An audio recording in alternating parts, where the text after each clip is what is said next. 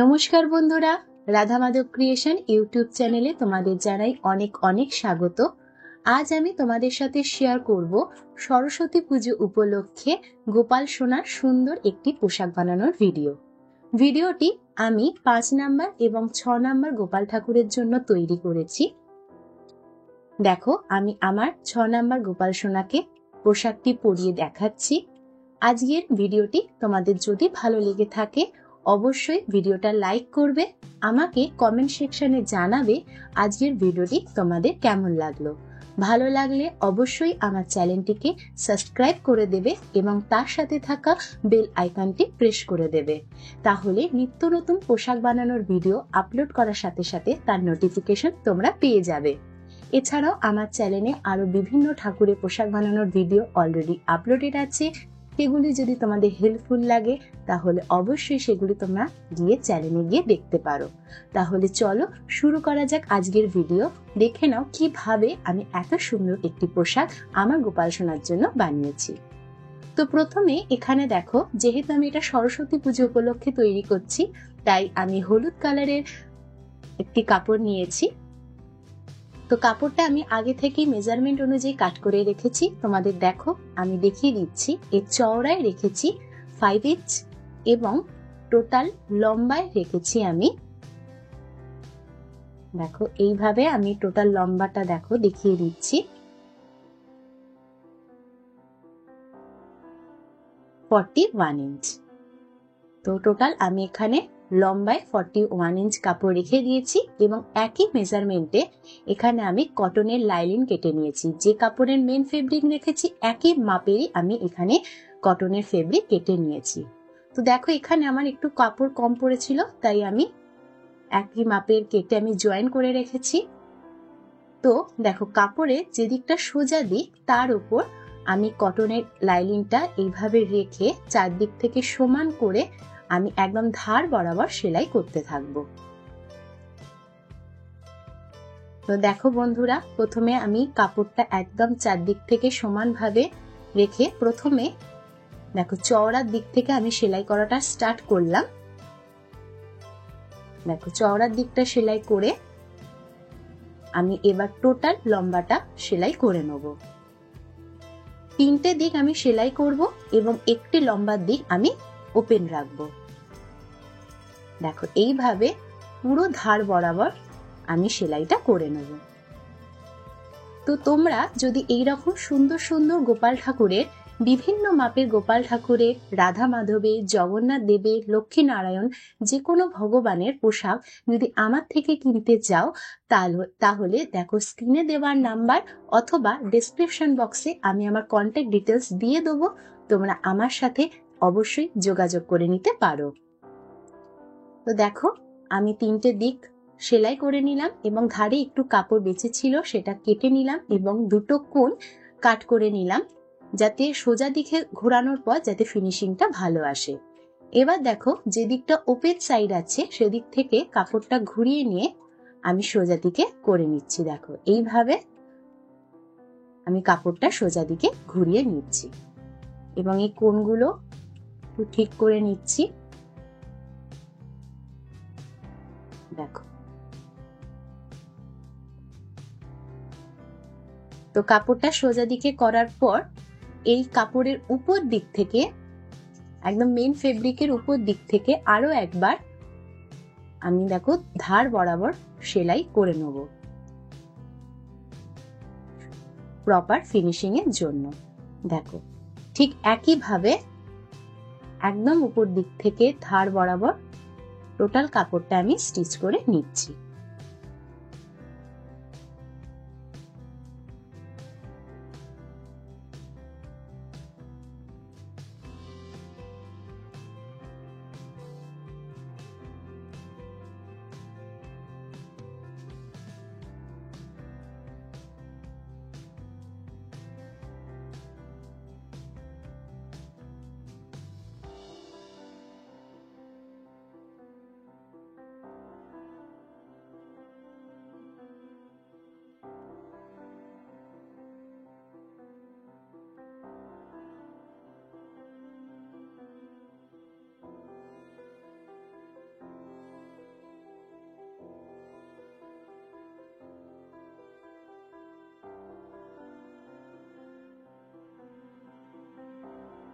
তো দেখো বন্ধুরা, এখানে আমি টোটাল সেলাইটা করে নিয়েছি। এরপর আমি একদম ধারে লেস অ্যাটাচ করব। তো আমি এই ধরনের মাল্টি কালারের লেস ব্যবহার করছি। তো দেখো, আগে লম্বায় মাপ করে আমি লেসটা কাট করে নিলাম।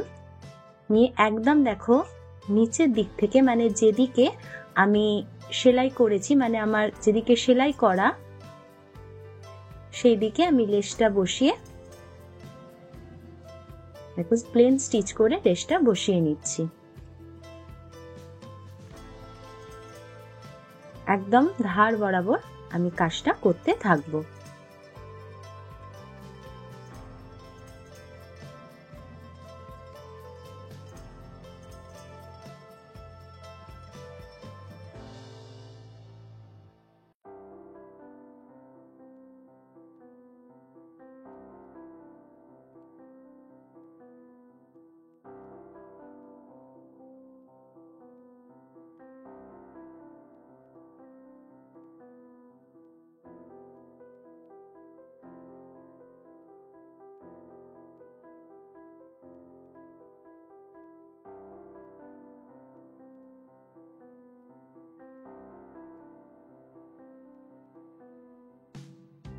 তো দেখো বন্ধুরা, আমি একদম ধার বরাবর লেসটা অ্যাটাচ করেছি।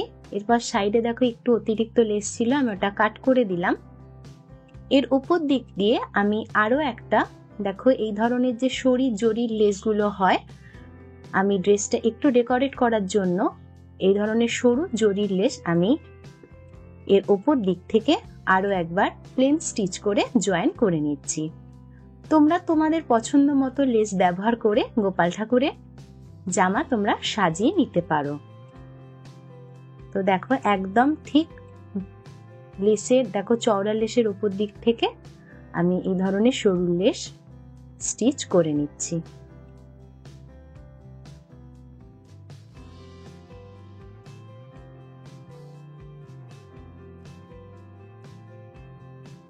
একদম দেখো লাস্টে দেখো সেলাইটা লক করে আমি সুতোটা কাট করে নেব। দেখো টোটাল লেন্থে আমি বসিয়ে নিলাম। এরপর দেখো এই সাইড গুলো, মানে চওড়ার যে দুটো দিক, সেই সাইডে আমি জরির রিবন দিয়ে দেখো লক করে দেবো। এই ধরনের জরি রিবন দিয়ে মধ্যিখান থেকে ফোল্ড করে আমি দুটো সাইড লক করে দেবো। দেখো একদম ধার বরাবর সেলাই করে নিলাম, এবং প্রত্যেকটা কাজের শেষে কিন্তু আমি অবশ্যই সেলাইটা লক করব। দেখো ঠিক এইভাবে অপোজিট দিকটাও কিন্তু আমি একই সাথে জরি রিবন দিয়ে সেলাই করে নিলাম।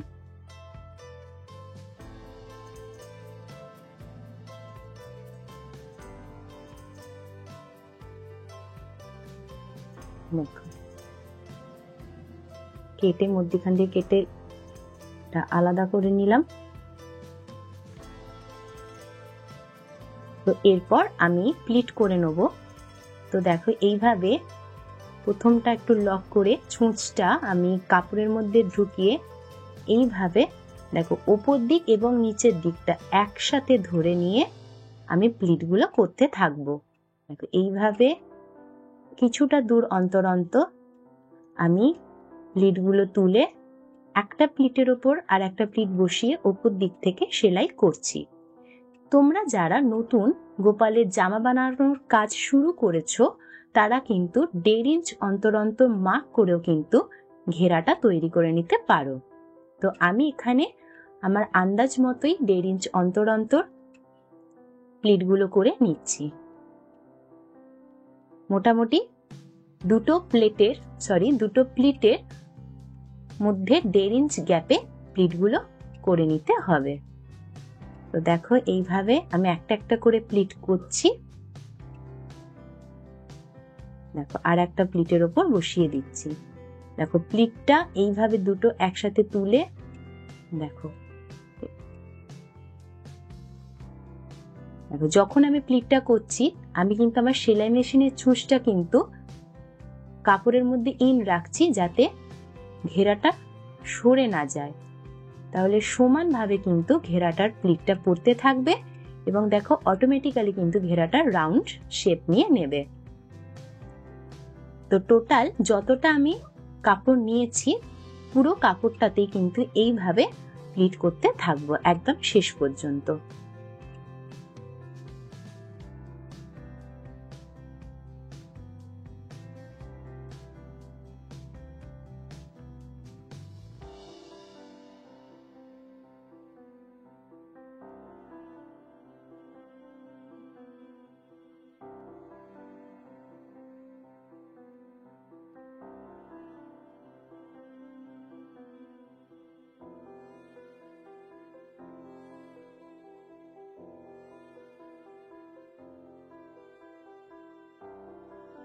তো দেখো আমি ঘেরাটার লাস্ট প্লিটটা করে নিলাম, করে সুতোটা কাট করে নিয়ে দেখো একটু প্লিটগুলো অ্যারেঞ্জ করে নিয়ে দেখো উপরের দিকে যে এক্সট্রা কিছু কাপড় বেঁচে আছে সেগুলো সমানভাবে কেটে সমান করে নিলাম। দেখো তো দেখো কত সুন্দর রাউন্ড শেপটা কিন্তু এসে গেছে।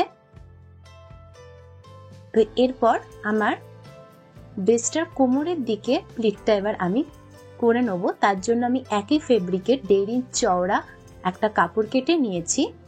তো ঘেরাটা উল্টো করে রেখে দেখো উল্টো দিকে প্রথমে এইভাবে প্লেটগুলো একটু অ্যারেঞ্জ করে নিলাম, নিয়ে কাপড়টার প্রথম দিকের অংশটা একটু ফোল্ড করে দেখো একদম ধার বরাবর আমি বসিয়ে সেলাই করে নেব। দেখো এইভাবে একদম ধার বরাবর বসিয়ে সেলাই করলাম। দেখো 1/2 ইঞ্চ মতো রেখে বাকিটা কেটে নিলাম এবং সেই অংশটা ফোল্ড করে দিয়ে দেখো শেষে সেলাই করে আমি সুতোটা কাট করে দিলাম। এরপর দেখো ঘেরাটা সামনের দিকে নিয়ে এসে দেখো কাপড়টা এইভাবে ফোল্ড করলাম, ফোল্ড করে এই ফোল্ডের মাঝে আমি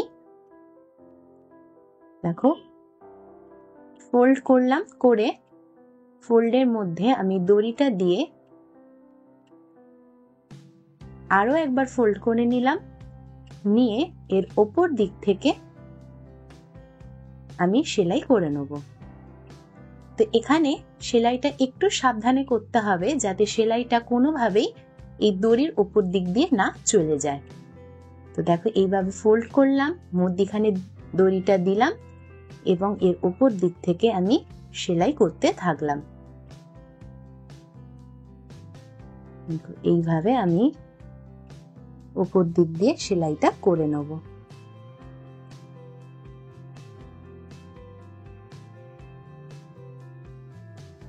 একদম ধার বরাবর। দেখো সুতো কেটে নিলাম এবং চারিদিকে যে এক্সট্রা সুতোগুলো বেরিয়ে আছে সেগুলো আমি একটু কেটে নিলাম। দেখো ঘেরাটা আমার একদম তৈরি হয়ে গেছে গোপাল ঠাকুরের। তো এরপর আমি গোপালের টপটা তৈরি করে নেব। দেখো টপ তৈরি করার জন্য আমি ফেব্রিক আগে থেকেই কেটে রেখেছি। দেখো এর লম্বায় রেখেছি আমি 13 ইঞ্চ এবং চওড়ায় রেখেছি 2.75 ইঞ্চ। তো কাপড়টা সমান দুভাগে ফোল্ড করে একদম ধার বরাবর প্রথমে প্লেন স্টিচ করে জয়েন করে নিচ্ছি। দেখো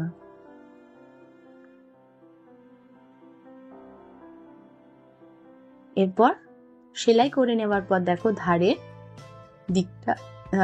দিকটা একটু আমি কেটে নিচ্ছি, একদম সেলাই মার্জিন রেখেই কাটছি। তারপর এই জরির রিবনটা এইভাবে ফোল্ড করে এখানে আমি 1/2 ইঞ্চ মাপের জরির রিবন নিয়েছি, দিয়ে দেখো সাইডটা আমি লক করে নিচ্ছি। এইভাবে জরি রিবন ফোল্ড করে আমি কাপড়ের সাইডটা এইভাবে লক করে নেব।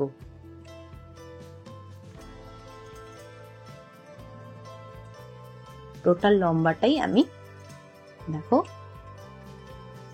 লক করে নিলাম। এরপর যে সরু জরিটা আমি মেন ঘেরাতে ব্যবহার করেছি সেই লেসটাও আমি টপে একদম মাঝ বরাবর দিয়ে দিলাম। দিয়ে দেখো আমি স্টিচ করে জয়েন করে নিলাম। এরপর দেখো এরম ভাবে ফোল্ড করে সমান দুভাগে ফোল্ড করে দেখো মধ্যিখান থেকে কেটে নিলাম। নিয়ে এর ওপর দিকটা আমি আবারও জরি রিবন দিয়ে লক করে নেব। এইভাবে